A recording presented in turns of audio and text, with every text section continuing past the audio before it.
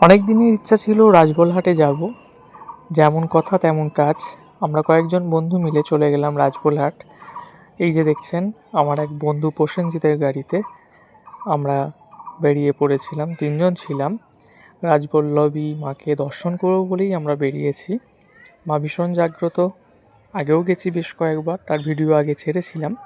যাই হোক, আমরা বেরোলাম রাজবলহাট। এই যে আমি, পিছনে মঙ্গল রয়েছে, আর গাড়ি চালাচ্ছে আমাদের প্রসেনজিৎ ভাই। খুব ভালো গিয়েছি। দেখতে পাচ্ছেন, জাঙ্গিপাড়া দিয়ে আমরা গিয়েছিলাম, তার কিছু দৃশ্য, সেখানকার রাস্তাঘাটের ছবি দেখাচ্ছি। দেখুন, ভীষণ ভালো লাগবে।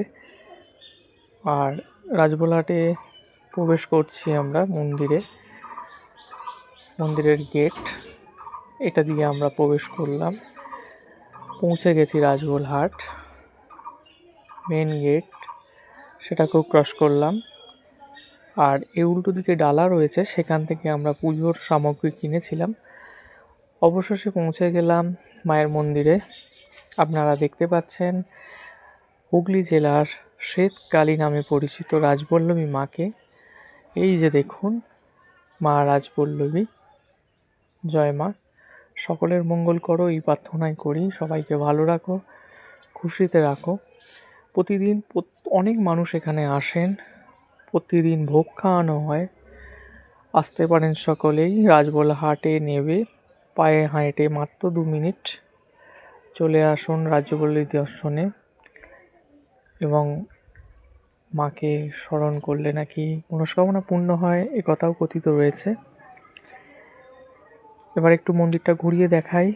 ভেতরে বেশ কয়েকটি শিব মন্দির রয়েছে, এইখানে ভোগ খাওয়ানো হয়। এটা হচ্ছে আরেকটি শিব মন্দির। এবার মায়ের মেন পুকুর, যেখানে মায়ের স্নান করতে আসেন, কথিত আছে মা এখানে রাত্রিবেলা স্নান করতে আসেন, সেই পুকুরের দৃশ্য আপনাদের কাছে তুলে ধরছি। দেখুন মায়ের পুকুর অনেকটাই বড়। এবার চলে আসি আমরা ভোগের ঘরে। আমরা ভোগ খেতে বসেছি। প্রত্যেক দিনই এখানে ভোগ খাওয়ানো হয়। 40 টাকা এখন ভোগের দাম।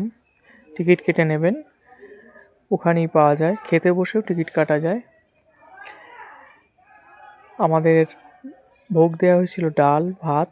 মায়ের অসাধারণ একটা ঘ্যাঁট খাওয়ানো হয়, অনেক কিছু সবজি দিয়ে এবং মাছ দিয়ে মায়ের এই ঘ্যাঁট তৈরি হয়, এবং পায়েস।